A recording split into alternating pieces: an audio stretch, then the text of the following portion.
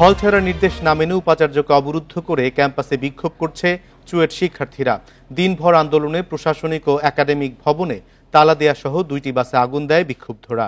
প্রশাসন বলছে শিক্ষার্থীদের দাবির বিষয়ে তারা একমত, তবে কিছু দাবিতে তাদের করার কিছু নেই। এদিকে টানা 4 দিন সড়ক বন্ধ থাকায় সীমাহীন দুর্ভোগে পড়েছেন সাধারণ মানুষ। বিকাশে কম খরচে ক্যাশ আউটের লিমিট বেড়ে 50,000, প্রিয় এজেন্টও 2টা।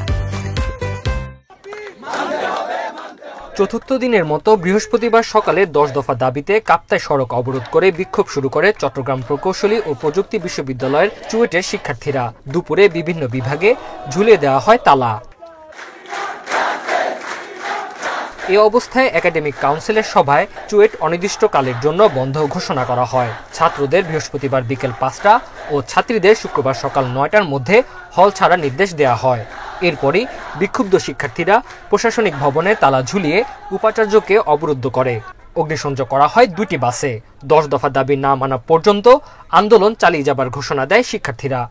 এরকম অযৌক্তিক একটি অমানবিক যে হল ভ্যাকেন্টের সিদ্ধান্ত এসেছে, সেই হল ভ্যাকেন্টের সিদ্ধান্তকে আমরা ঘৃণা বলে প্রত্যাখ্যান করছি এবং আমরা আমাদের আন্দোলন চালিয়ে যাওয়ার ঘোষণা দিচ্ছি। এখন হল ভ্যাকেন্ট দেওয়া হয়েছে যাতে এই আন্দোলনটা স্তীমিত হয়ে যায়, তো সেই ক্ষেত্রে আমরা হল ভ্যাকেন্টটা মেনে নিচ্ছি না।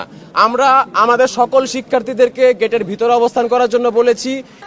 অন্যদিকে প্রশাসনের তরফে বলা হয় তারা শিক্ষার্থীদের দাবির বিষয়ে আন্তরিক, তবে সব দাবি পূরণের সুযোগ নেই।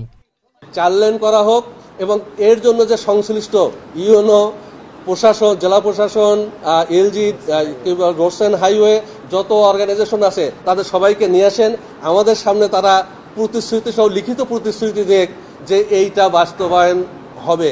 তা আসলে এইটা কি আমাদের বিশ্ববিদ্যালয়ের হাতে তো আর এই কাজটা না। এদিকে সড়ক বন্ধ থাকায় দুর্ভোগে পড়েন সাধারণ মানুষ। রাউজানের পাহাড়তলি থেকে রাঙ্গুনিয়ার জিয়া কমপ্লেক্স পর্যন্ত আটকে পড়ে শত শত গাড়ি।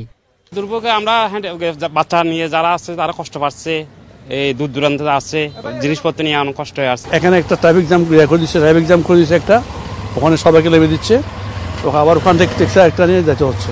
সোমবার বিকেলে চট্টগ্রাম কাপ্তাই সড়কে বাসের ধাক্কায় প্রাণ হারান চুয়েটের 2 শিক্ষার্থী। বুধবার দুপুরে বাস চালককে গ্রেফতার করা হয়। Independent news.